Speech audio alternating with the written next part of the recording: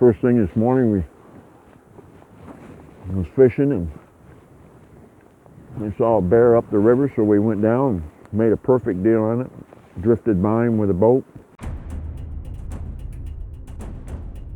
I spotted the black bear downriver. We all got aboard the boat. We drove very slowly down the river on the opposite side of the bear. He's going up the hill. He's going up the hill. I can see him right there. That predator instinct comes out. I reached out, I grabbed that Model 70.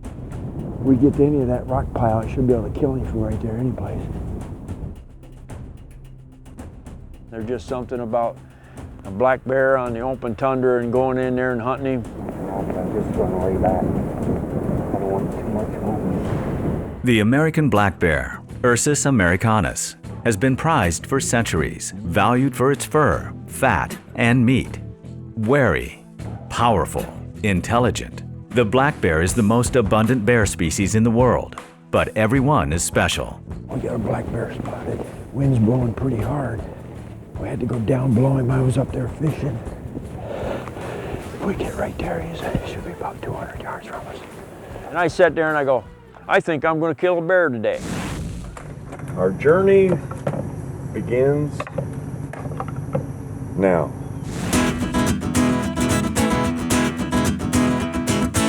We've done this trip many times. It brings back lots and lots of memories. We've got all our luggage over here. We're going to have to get it weighed, and we'll be on a plane headed north. You gotta love it.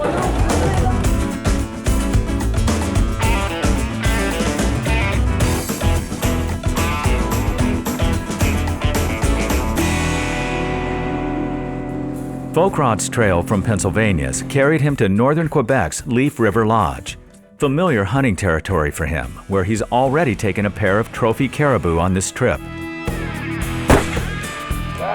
There we go. We got ourselves a nice caribou. Never get tired of that. God's country. Right here.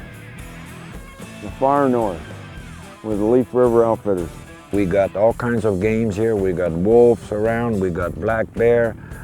We even see muskox every now and then, but it's not only that. It's to have fun with some friends. You know, it's to enjoy the scenery, enjoy being far away from home. You're going to be hunting hard every day, and you go up there. You might not see thousands of animals, but definitely, you know, you'll see something. Definitely a survival game up here. This country's hard, tough. Tough as the animals that run on it free. Bob's big game career spans half a century, but in that time, few places have given him a greater share of experiences than the Leaf River, where he once guided for both caribou and bear.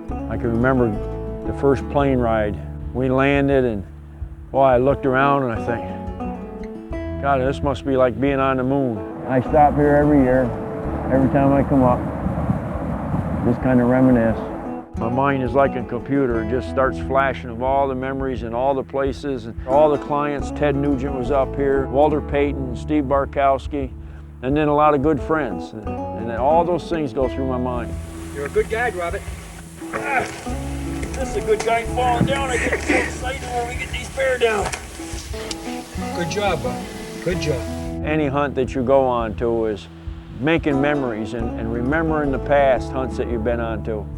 Oh, he's a beauty. He's a beauty. And I've never been up here and had a bad hunt. I've shot lots of bears up here, and I'm going to tell you, I never get tired of stalking bears. Ain't nothing like a stalk on the ground for a bear, eh? Although the black bear's historical range has shrunk since the 1800s, its numbers remain strong. Today, it's found from suburban New Jersey to the barren lands of the Quebec tundra. I was actually fishing up here. Perry was up on top glassing. He spotted this bear way down shore.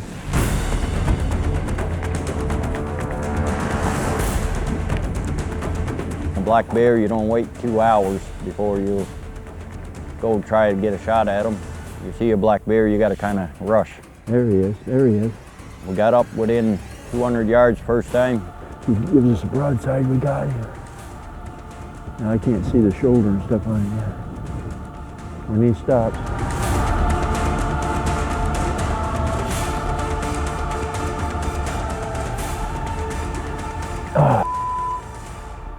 We can get to the big rock now, maybe. There he is. Nope. We got too much stuff right there now. Boy, he was ready to pull the trigger a couple times, and there was stuff in the way, and then he fed back down.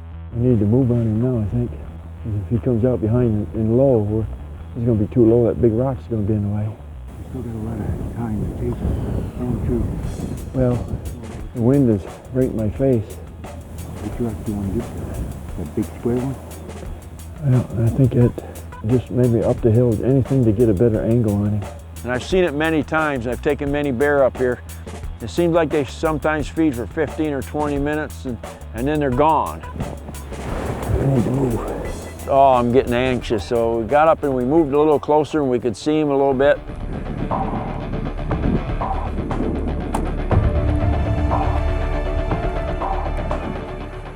He's still behind. Here he comes.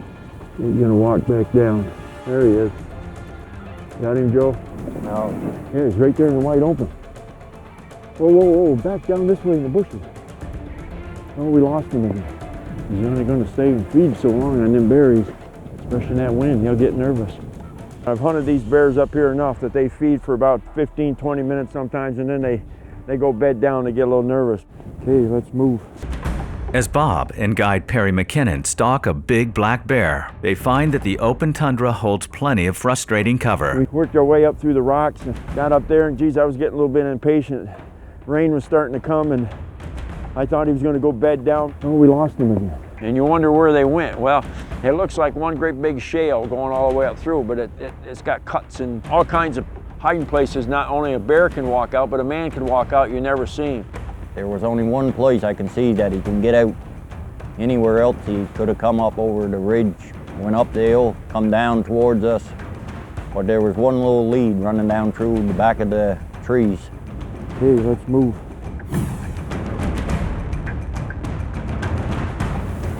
Turn that scope down a little bit. We were about 150, 200 yards away from the bear. We could see him a little bit.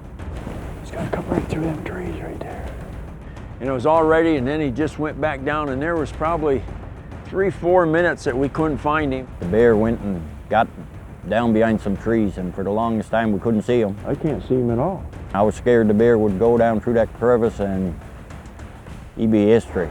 I wanted to get to that bear fast, hard, but I didn't want to spook the bear. After all our work, leaving from upriver, almost a mile, coming down very slowly, getting up to the bear within gunshot range, and end up losing him because he went behind trees and we were a little bit too slow or something. We started to move, bingo, we spotted him again. And all of a sudden, there it was. I could see black on one side in his head, and I could see his rear end, but I could see that shoulder blade coming up through there. There he is, there he is. He showed big enough spot between the trees. Bob had the perfect shot. You on him? I go, here we go, boom! You got him. We hit him, I jumped up on the rock and he was running, I was getting ready to hit him again and he tumbled over, and that's what that ballistic silver tip can do. It just took his lungs right out of him. He had nothing left. Hey, big guy, how you down? Oh, nice, nice bear, nice bear. With a Model 70, yes sir, isn't that a pretty piece of work? He's a big old brute. Feeding on blueberries. Up here on the Leaf River, good stock, patience. I was getting a little impatient. I was going to make her happen. He got in behind all these bushes here, and I didn't want him to get away from us, and then all of a sudden, that front shoulder come available, and I could see a little hole. You got him! That's a big old foot there now.